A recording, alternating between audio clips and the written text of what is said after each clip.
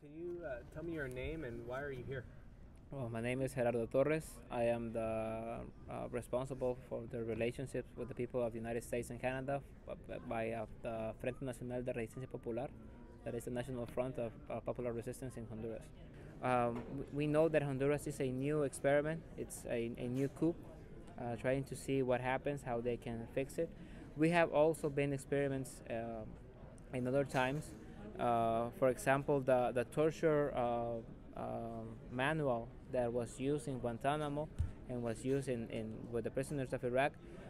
It's known that it was made by practices in the 80s and 70s in our country.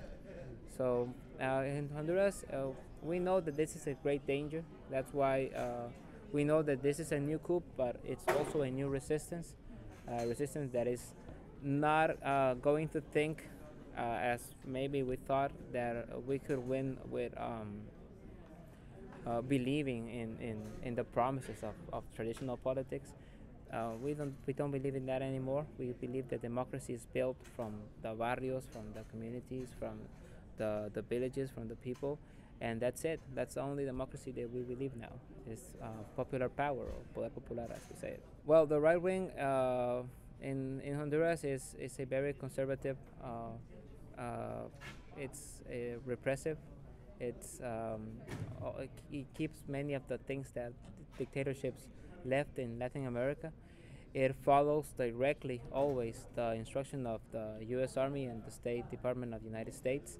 Honduras has always served as a strategic military and political place to attack other movements. We know that our country was used to attack the movements in El Salvador, Guatemala, and Nicaragua. And the right wing in Honduras, we can say that it's one of the most conservative in all Latin America. In this precise moment of the coup, the ambassador, Hugo Lorenz, is one of the masterminds behind the coup and one of the people that have been guaranteeing that the international community doesn't know what's really happening in the country. We have dead people, we have people that have been beaten up, we have many people in jail, there have been rapes, there have been murders in houses and streets and manifestations and demonstrations, but that doesn't go out of our borders in a great manner because of the participation of the United States State Department and the U.S. Embassy, the mass media, the mainstream mass media, and that tries to hide the real situation of Honduras right now. It's a military state with a fake disguise of a democratic, like all coups, like all dictatorships. It sells itself like a new democratic process in which we had some difference last year, but now we're working to fix that, and that's not true. The majority of the people are in the streets, are fighting in the streets. We have had this year demonstrations, over 500,000 people in the streets in the main cities, and but that doesn't appear in the mass media.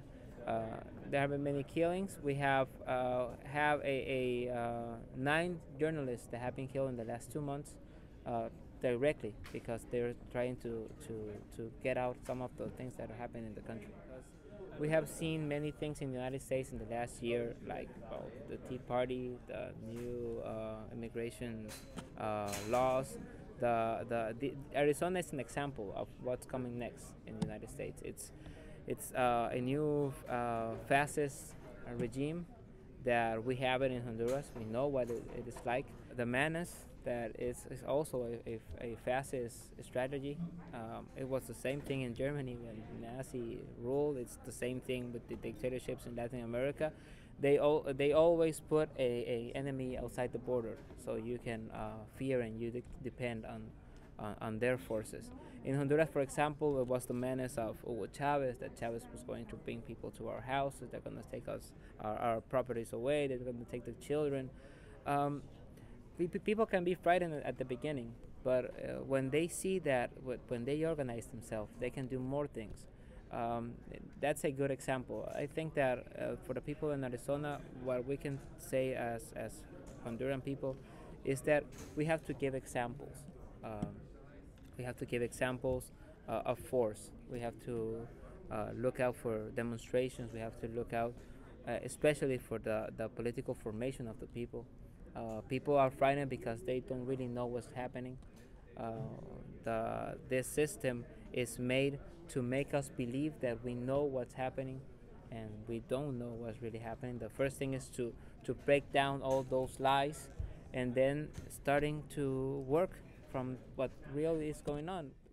We have to organize ourselves and fight. That's the only thing that we have left is fighting with creativity and with imagination.